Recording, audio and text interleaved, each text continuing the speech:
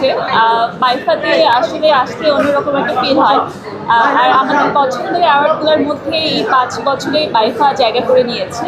So বাইফাতে এসে প্রিয় মুখগুলোকে দেখে এত জমকালো আয়োজন দেখে খুবই ভালো লাগছে।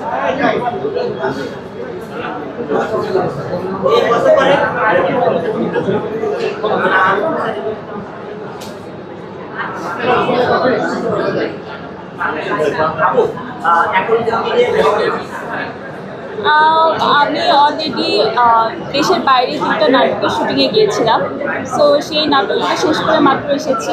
অ্যান্ড রানিং যে সিরিয়ালগুলো আছে মাত্র এসেছি, সেই সিরিয়ালগুলোতে জয়েন করছি। এই সিরিয়াল নিয়ে ব্যস্ত আছি। ঈদে আমি সিঙ্গেল করেছি, 2-3টা সিঙ্গেল আসছে এবং 7 পর্ব করেছি, সেগুলো আসছে।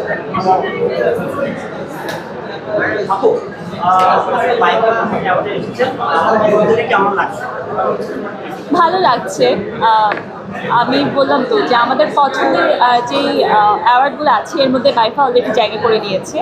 অ্যান্ড প্রথম আলোর পরে যে অ্যাওয়ার্ডটাতে নিজেকে আসলে প্রেজেন্ট করে যেতে ইচ্ছা করে সেটা অবশ্যই বাইফা। সো ভালো লাগছে।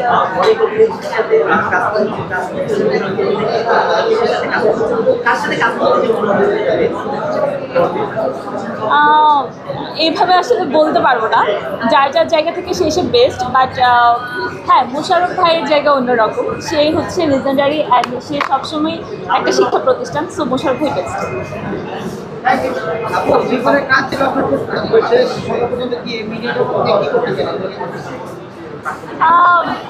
মিডিয়া জগতে এমন একটা জায়গায় থাকতে চাই জীবনে তাদের শেষ পর্যন্ত যাতে আমাকে মনে রাখে। হ্যাঁ, কাজ দিয়ে তাদের মনে আমি অলরেডি বিজনেস করছি, আমার নিজের বিজনেস আছে, আমার অর্গানাইজেশন আছে। তো হ্যাঁ, সেগুলো নিয়েও ব্যস্ত আছি। Thank you so much.